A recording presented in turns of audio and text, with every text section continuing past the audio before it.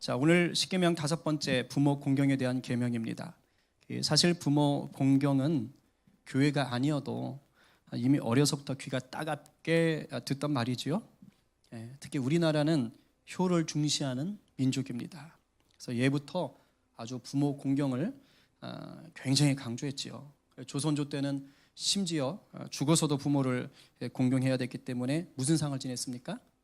묘 옆에 움막을 지어놓고 3년 동안을 거기서 부모님을 모셔야 되는 3년상을 지내기도 했습니다.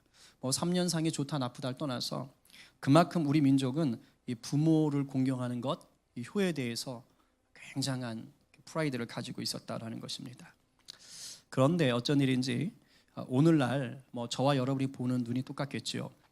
우리 삶을 보게 되면 부모 공경하는 모습이 많이 사라졌어요. 근데 이렇게 된 것을 자녀들한테만 탓을 돌릴 수는 없습니다. 왜냐하면 부모가 자녀에게 사랑을 쏟고 또 예의를 가르칠 수 있는 시간이 절대적으로 부족하기 때문입니다. 요즘 가끔 제 아내님께서 아이들에게 예의가 없다, 평상시 안 하던 말씀을 하고 계세요. 드디어 이제 예의 작업에 들어갔죠. 그래서 저는 얼마나 속으로 좋은지 모릅니다. 제가 요즘 아이들한테 맞고 살아요. 근데 정말 이렇게 적어요, 예의를 가르칠 시간이. 왜냐하면 거의 맞벌이를 또 하시죠. 그래서 자녀와 만날 시간 자체가 없습니다. 그리고 자녀들도 바쁘세요. 요즘은 자녀들도 굉장히 바쁘세요. 그래서 직장 가 있고 학교 가 있고 학원 가 있고, 아이들은 또 학원을 몇 개씩 다녀야 되고, 그래서 많이 바빠요. 예전에는 대가족이기 때문에 그래도 부모가 지금 집에 없어도 집에 이렇게 할머니나 할아버지가 계셨어요. 그래서 나름대로 질서를 좀 잡아주셨고, 그리고 이렇게 부모 공경은 가족의 질서 차원에서라도 좀 이렇게 강조되고 했었는데, 요즘에는 가족이 핵가족이죠. 그리고 자녀도 많이 낳지 않고요. 그러다 보니까 부모는 또 자녀에게 과한 애정을 쏟아붓기도 합니다. 그래서 자녀가 부모를 섬겨야 되는데 부모가 자녀를 섬기는 아주 이상한 상황이 벌어지기도 하죠. 나중에는 자녀한테 부모가 질질 끌려다니는 것을 보게 됩니다. 이런 세상이 됐어요, 우리가. 그러니까 부모를 공경하는 것보다는 오히려 눈살을 찌푸리게 하는 것들을 더 많이 보는 거죠. 부모가 자녀와 친밀함을 쌓지 못하니까 자기 자녀인데도 남을 대하듯이 해요. 가끔 보면 저게 진짜 자녀인지 아닌지 좀 의심스러운 부모들도 있습니다. 너무 박해요. 그럴만해요. 각박한 세상에서 너무 힘들게 살다 보니까 쉽지 않은 거예요. 그걸 또 자녀한테 쏟아붓는 거죠. 기분이 안 좋으면 자녀를 함부로 대하고 또 폭행합니다. 심지어 어떤 부모는 아주 인륜을 저버리는 아주 몹쓸 짓을 또 하기도 합니다. 자녀 역시 부모하고 친밀한 관계가 형성되지 않으니까 부모를 우습게 봐요. 요즘 초등학생들이 부모 이름을 부르면서 욕을 하더라고요. 저희 자녀들은 절대 그렇지 않습니다. 근데 그런 아이들을 좀 봤어요. 존경하는 마음도 없고, 참 이렇게 예절 교육을 못 받아 놓으니까 또 부모를 대할 때 감정 조절도 안 돼요. 욱하는 것들도 있고, 심지어는 이제 좀 크기 시작하면 아무렇지도 않게 손에 잡히는 것들 이렇게 들어가지고 또 휘두르기도 하고 아주 또 흉악한 범죄를 저지르기도 하지요. 이런 극단적인 예를 들지 않더라도 부모 자식 간에 사랑이 식어버린 집들이 너무 많지요. 대화도 없고 또 모든 것을 그냥 다 돈으로 해결하려고 합니다. 근데 이런 것들이 어디로 가느냐? 가족의 해체로 간다는 거죠. 가족이 깨지는 거예요. 그래서 남는 것은 그저 익숙해지고 무감각해져 버린, 그러나 여전히 아픈 상처들만 있는 거예요. 다들 가정 안에. 그리고 그 아픔과 상처는 이제 또 다른 사회 문제로 나갑니다. 그러니까 오늘날 우리가 뉴스로 보는 수많은 사건들 있죠. 자살이라든가 폭행이라든가 살인들, 또는 왕따 현상 또는 소외 현상들이 다 결국 여기에서 빚어지는 문제들이죠. 더 안타까운 건 뭐냐? 이제는 부모라는 말 자체가 해당되지 않는 사람들이 너무 많아요. 그러니까 부모라고 표현하기가 쉽지 않은 가정들이 많다는 거예요. 한부모 가정, 조부모 가정, 부모가 없는 가정이 너무 많아서 우리가 생각하는 그 부모라는 개념이 많이 깨졌어요. 그러니까 부모를 공경하라라는 말 자체가 의미가 없는 시대, 자꾸 멀어지는 시대 가운데 있습니다. 우리가 이런 시대 속에서 크리스천으로서 성경에서 말하는 이 효를 다시 한번 좀 묵상해야 될 필요가 생긴다는 거죠. 왜냐하면 성경이 말하는 이 효를 통해서 하나님이 원하시는 세계가 펼쳐지기 때문입니다. 우리가 이 시간 이 말씀을 통해서 내 안에 하나님이 어떻게 일하시기 원하시는지를 좀 들어보기를 간절히 축복합니다. 이 시간 저를 따라 한번 고백해 볼까요? 가슴에 손을 얹고 고백합시다. 주님 말씀하소서. 제가 듣겠습니다. 주님 함께 하소서. 제가 행하겠습니다. 아멘.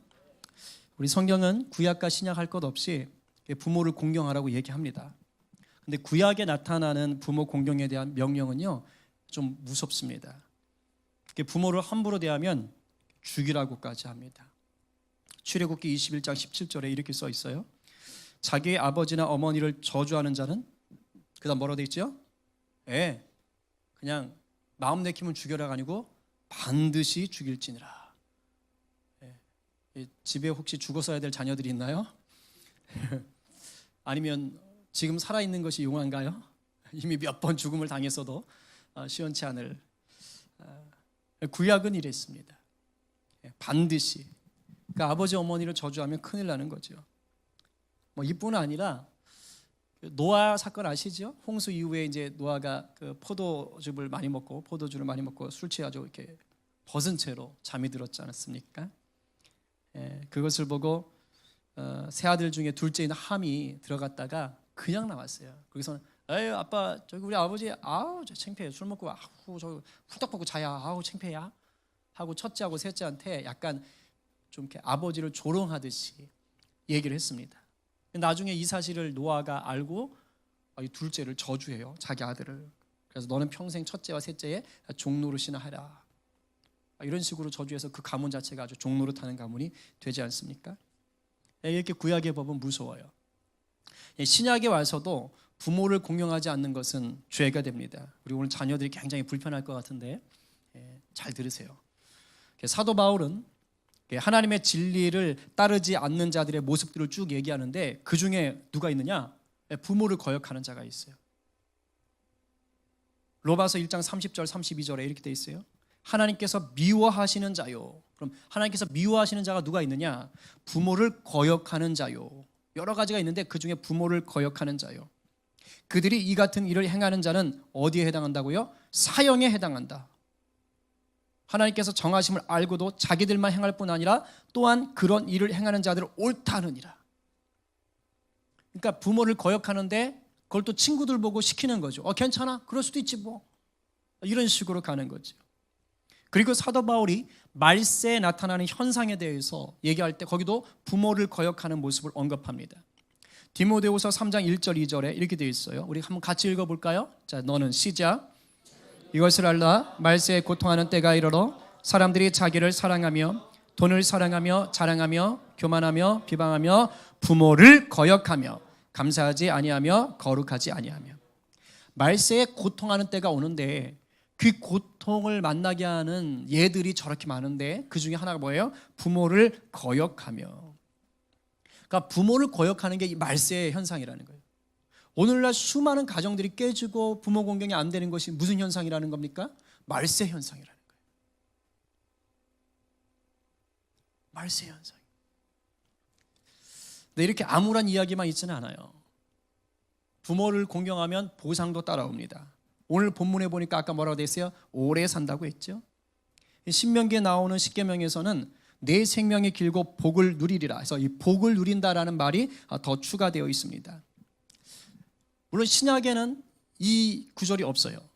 그러나 저는 신약을 사는 우리 시대에도 저 복은 유효하다고 생각합니다. 물론 꼭 장수만 누리는 것은 아니죠. 근데 그 뒤에 그랬잖아요. 복을 누리리라. 즉 하나님께서 부모를 공경하는 자에게는 그에 합당한 하늘의 복을 주신다는 것입니다. 믿으시고 누리시기 바랍니다. 그런데 우리가 지금까지 언급한 이 몇 가지 신구약의 말씀들을 통해서 알 수 있는 중요한 사실이 있어요. 이 부모 공경은 사람이 정한 것이 아닌 거죠. 하나님이 지금 명령하고 계신 겁니다. 하나님이 계명으로 주신 거예요. 자, 그러면 왜 하나님은 부모를 공경하라는 것을 아예 계명으로 우리에게 주셨나 하는 겁니다. 아까 말세 현상이 부모를 거역하는 거다 그랬죠. 솔직히 말해서 요즘 시대엔 부모를 거역하는 자녀도 문제지만 부모 자격이 없는 사람도 많아요. 제가 이 말씀을 준비하면서 이 부분이 걸렸습니다. 그러니까 물론 자식들이 부모를 공경하지 못하는 것도 맞지만 자식들이 부모를 공경할 수 없는 상황의 부모들도 많다는 거예요. 하나님이 사회가 이렇게 엉망으로 될 것을 모르셨을까? 그렇지는 않을 텐데. 그런데 왜 이 부모 같지도 않은 부모들이 수두룩한 이 시대에 이런 계명을 그대로 두셨을까? 부모님 때문에 온갖 상처와 고난을 받고 있는 그 자녀들에게 과연 이 5번째 계명이 이게 먹힐까? 이게 유효할까? 이런 고민이 되겠습니다. 여러분들도 그런 마음 안 들었어요? 이 10계명을 보면 참 오늘날 적용하기 쉽지 않은 것들이 있거든요. 특히 저는 이 5계명이 쉽지 않은 구조예요. 오늘날 이 시대가 그래요. 근데 그러면서 제가 묵상 가운데 깨달은 게 있습니다. 우리 인간과는 하나님이 무한한 질적 차이를 갖고 계신다는 거예요. 믿으시지요? 자, 그러면 역사를 주관하시는 그 창조주 하나님이 주신 율법이에요. 오류가 있을 수가 없다는 거죠. 적어도 우리가 믿고 하나님의 그 질적 차이를 인정한다면 하나님이 주신 계명에 대해서도 인정하고 들어가는 게 기본 전제입니다. 그래서 저는 이렇게 선포합니다. 하나님께서는 오늘날 우리가 사는 이 시대가, 이 마지막 때가 가족이 해체되고 온갖 방탕과 범죄가 가득한 걸 아시기 때문에 더 지키라고 하는 겁니다. 말씀이니까. 그래서 이 율법이 더더욱 우리에게 필요한 거예요. 왜냐하면 저마다 부모를 잘 공경하면 이 계명을 줄 필요가 없겠지요. 그렇지 않은 시대이기 때문에 더 필요하기 때문에 주신 겁니다. 시대가 어두울수록 진리의 빛을 붙잡아야만 어둠이 떠나가는 겁니다. 부모와 자식의 관계가 일그러진 오늘날 하나님은 이 일그러진 관계를 회복하는 가장 효과적인 계명으로 이 5계명을 계속 우리에게 요구하고 계신 거예요. 오늘 본문에서 내 부모를 공경하라 라고 할 때 이 공경하다라는 히브리어 원어는 카바드라는 단어입니다. 카바드. 이 뜻은 무겁다, 존경하다, 영화롭다, 존귀하다라는 뜻을 갖고 있어요. 이 카바드에서 어떤 의미가 나와요? 영광이 나옵니다. 하나님께 영광 돌리다, 주의 영광이라 할 때는 뭐예요? 무거움이 있는 거예요. 그래서 부모를 공경하다라고 할 때는 이 카바드라는 단어가 부모에게 적용이 됐다는 게 무슨 말이에요? 부모라는 존재 자체에 뭐가 있다? 무게감이 있다는 거예요. 엄마 아빠는 몸무게가 많이 나간다? 이 뜻이 아니에요. 그 존재가 주는 위험이 있다는 것입니다.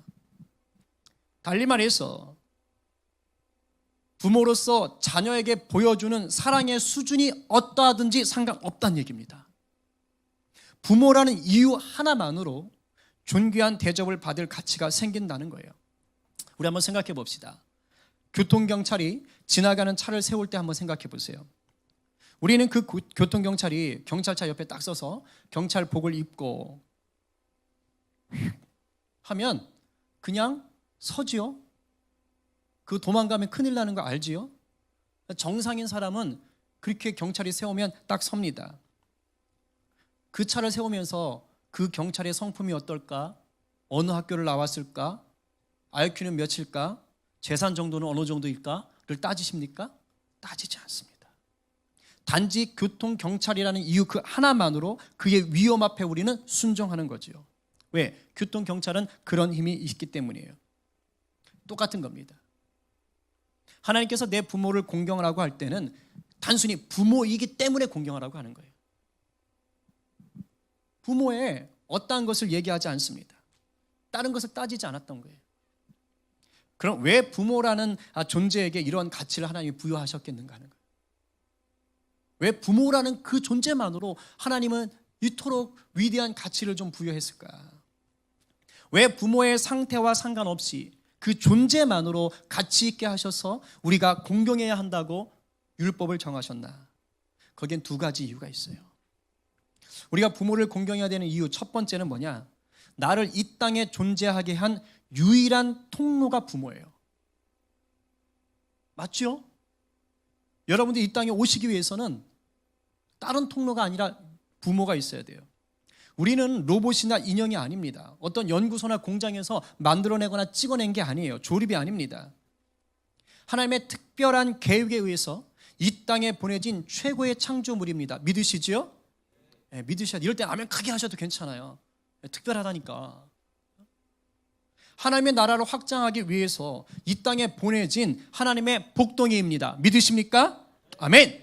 자, 그런데 이런 창조물, 이러한 복덩이를 하나님이 우주에서 운석을 태워가지고 가거라 하지 않았다는 겁니다. 아담과 하와 이후로 모든 사람들은 이제 뭡니까? 부모의 몸을 통해서 이 땅에 태어나게 하셨어요. 통로 역할을 해준 부모가 없었다면 지금의 나는 이 세상에 존재할 수가 없는 것이죠.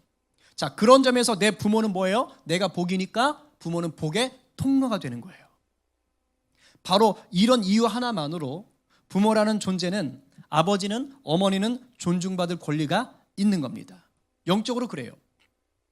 부모의 학식, 부모의 윤리 수준, 부모의 성품 등을 따지기 이전에 하나님께서 정하신 이 생물학적인 원리만으로 존중받을 가치가 부여되는 겁니다. 심지어 내 부모가 합법적인 결혼 관계가 아닌 상태에서 나를 낳았어도 그 가치는 변하지 않아요. 또 원치 않는 상황에서 실수로 나를 낳았어도 상관없어요. 왜냐하면 하나님이 작정하신 창조물이요 작품이요 복덩이인 내가 그분을 통해서 나왔기 때문에, 그래서 그분에게 존중받을 가치가 생기는 겁니다. 그런 점에서 지금의 부모님과 나의 관계가 어떠한 상황인지 상관없이 하나님이 하신 일이에요. 내가 선택해가지고 이 부모한테 가야겠다. 실수했네. 내가 이건희 회장 통해서 나왔어야 되는데 뭐 이런 거 없잖아요. 그냥 하나님이 행하신 일입니다. 현재의 상태가 어떠하든지 상관없이 영적인 차원에서는 하나님이 내 부모를 복의 통로를 삼으셨고 또한 일정 기간 책임을 지게 하신 겁니다. 이 책임 부분에서 부모가 좀 소홀한 경우는 있겠죠. 하나님은 우리의 부모가 이 역할을 담당한 것만으로 공경받을 자격이 있다고 여기는 겁니다. 종종 우리 믿는 분들 중에도 이 성경적인 원리를 모른 채 부모를 부끄러워하는 분들이 있어요. 부모가 좀 못 배웠다거나 못 산다거나 좀 장애가 있다거나 이런 것들을 보면서 부끄러워하는 자들이 있죠. 부모의 가치를 하찮게 여기는 분들이 있습니다. 하나님은 이것이 죄라고 말씀하십니다. 동시에 그거 아세요? 부모의 가치를 하찮게 여기면 나의 가치 역시 하찮게 됩니다. 세종대왕이 자기의 6대조를 칭송하기 위해서 노래를 만들었어요. 용자로 시작합니다. 뭘까요? 6글자. 5글자인가? 5글자네요. 용용 죽겠지? 아닙니다. 뭘까요? 용비어 창가입니다. 그죠? 용비어 창가를 만들어서 6대조를 유명하지도 않던 자들을 유명하게 만들어 놨어요. 왜 그랬을까요? 조선의 나라의 정당성을 요구하는 겁니다. 쉽게 말하면 이거예요. 자기가 왕이 됐는데 왕의 가치를 높이고 싶은 거예요. 그래서 자기의 조상들을 높여버린 거예요.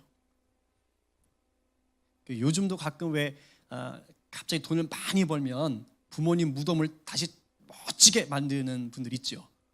왜 그래요? 그렇게 하면 복 받는다고 생각을 하는데 또 그렇게 해야지 내 가치가 높아진다고 생각하는 거예요. 물론 이런 것들은 다 세상적인 욕심이고 어떤 세상적인 명분 때문에 하는 거겠지만 영적인 원리도 똑같아요. 내가 내 부모의 가치를 우습게 여기고 하찮게 여기면 내 가치 역시 동일하게 그렇게 되는 거예요. 내가 그런 곳에서 태어났다는 것을 인정할 수밖에 없는, 그렇게 만들어가는 거예요. 결국 이 5계명은 뭐냐? 내가 존귀하다는 것을 증명하기 위해 하나님이 두신 은혜의 계명인 거예요. 부모를 공경한다는 건 결국 뭡니까? 나를 존귀하게 만들어준다는 겁니다. 나를 위한 계명입니다. 우리 모두가 이것을 명심하시고 부모를 공경함으로 하나님의 작품인 나의 가치를 온전히 누리게 되기를 간절히 축복합니다. 자, 두 번째로 우리가 부모를 공경해야 되는 이유는 뭐냐? 부모 공경하는 법을 통해서 하나님 공경하는 법을 배울 수 있기 때문이에요. 이거 굉장히 중요합니다. 성경에서 하나님과 우리의 관계를 나타내는 많은 비유들이 있는데 그 중에 가장 많이 나오는 게 뭐냐? 부모와 자녀 관계입니다. 하나님이 우리 아버지가 되시고 우리는 하나님의 자녀가 된다, 이 말이죠. 성경에 하나님과 우리의 관계를 이렇게 설정하는 이유가 뭘까요?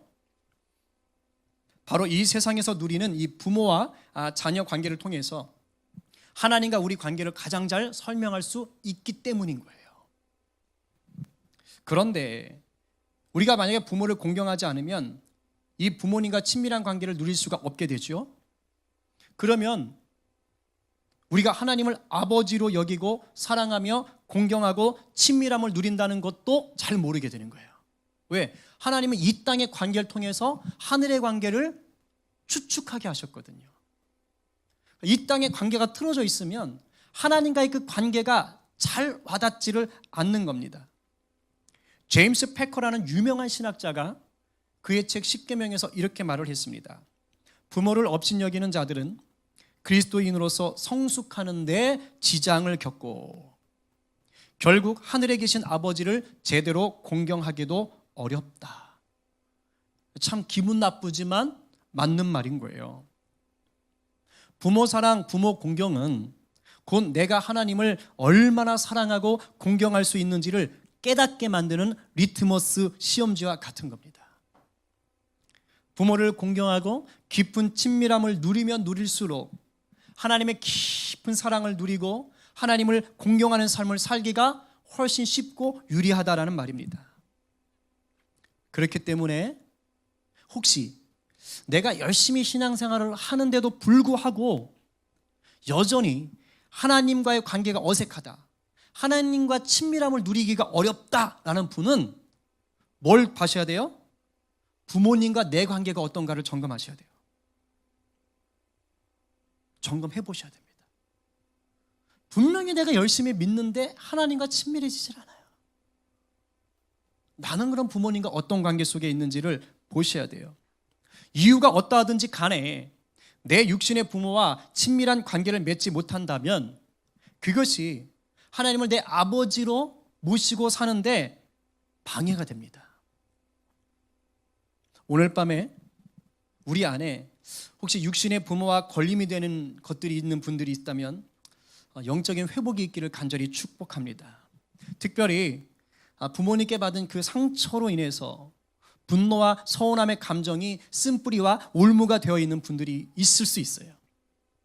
원하기는 성령님의 강권적인 도우심이 오늘 용서해주는 은혜로 임하기를 간절히 축복합니다.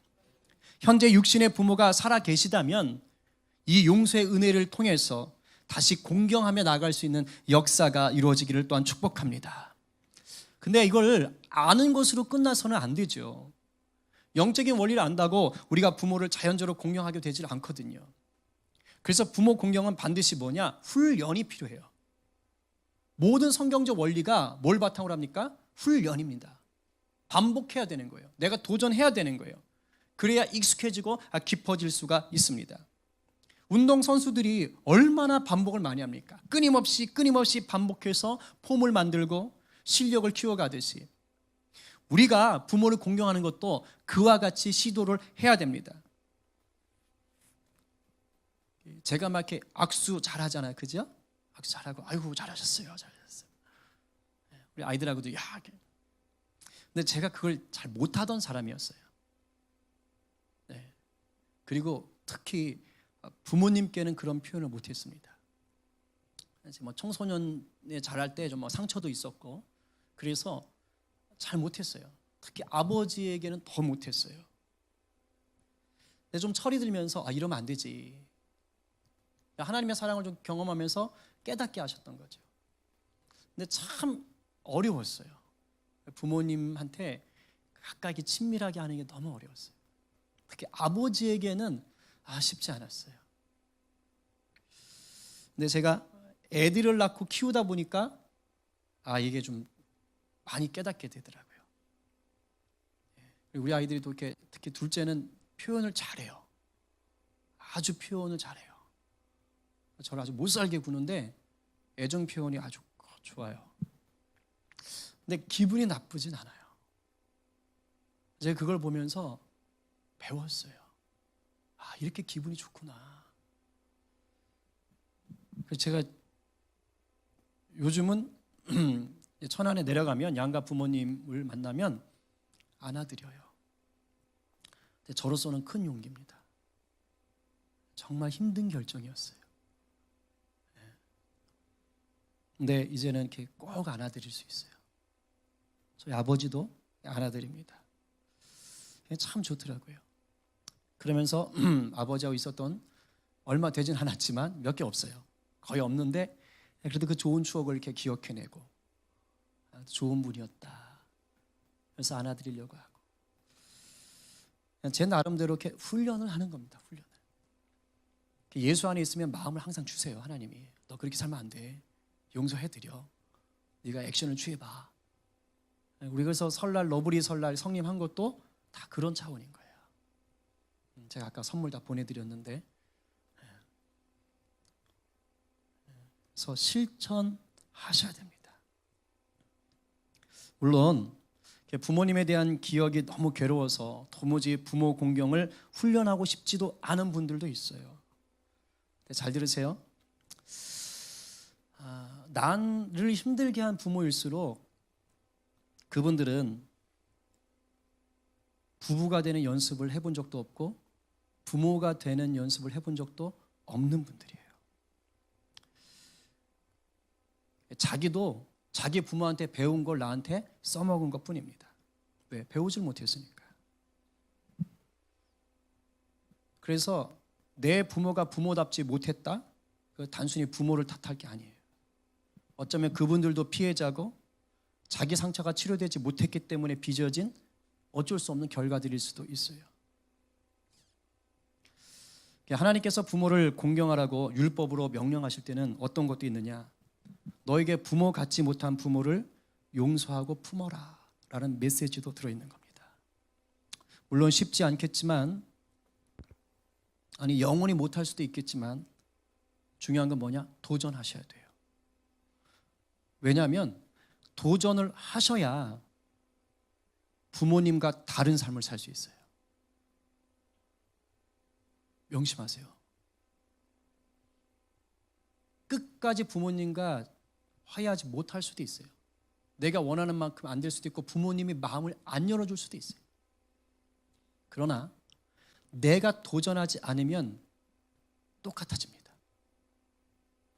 내가 말씀 붙잡고 도전해야 역사가 이루어지는 거예요. 성경을 안다는 건 뭐냐?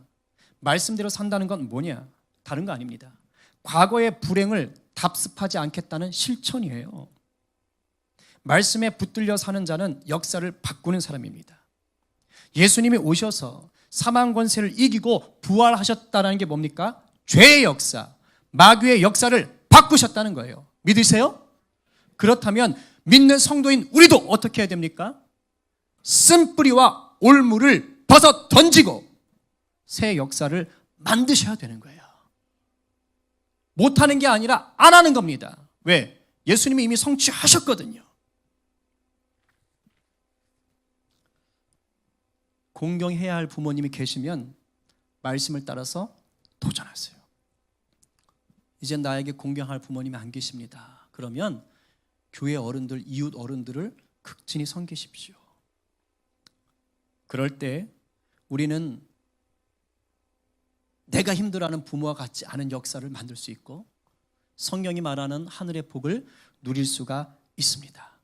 그리고 그런 도전이 있을 때 내 부모가 나 때문에 바뀌는 거예요. 그게 역사를 만드는 겁니다. 어쩌면 저도 이런 설교할 자격이 없어요. 부족한 게 너무 많습니다. 근데 그럼에도 불구하고 이런 설교를 하는 것은 뭡니까? 저도 도전하고 있기 때문입니다. 역사를 만드십시오. 더군다나 이 시대가 수많은 가정이 해체되고 부모와 자녀의 관계가 무너지고 있어요. 믿는 가정이라고 예외가 아닙니다. 속수무책 당하고 있어요. 그렇기 때문에 여러분들 힘들겠지만 더더욱 이 5번째 계명을 지키기 위해서 애쓰시고, 혹 심각한 상처로 인해서 많이 일그러져 있다면 내 때부터는 그렇게 만들지 않겠다는 각오를 하셔야 돼요. 저는 그 각오를 하고 살고 있어요. 그리고 우리 성도들이 그렇게 살길 바라요. 내 자녀가 나를 자연스럽게 공경할 수 있는 가정을 만들겠다는 각오로 사세요. 특히 아직 결혼하지 않은 청년들, 기회가 있는 겁니다. 역사를 만드셔야 돼요. 안 된다고 포기하지 마시고 주님이 이미 성취한 것들을 성령의 도움으로 누리시기를 간절히 바랍니다. 하나님의 말씀을 통한 회복을 믿고 도전하는 우리가 되기를 간절히 축복합니다.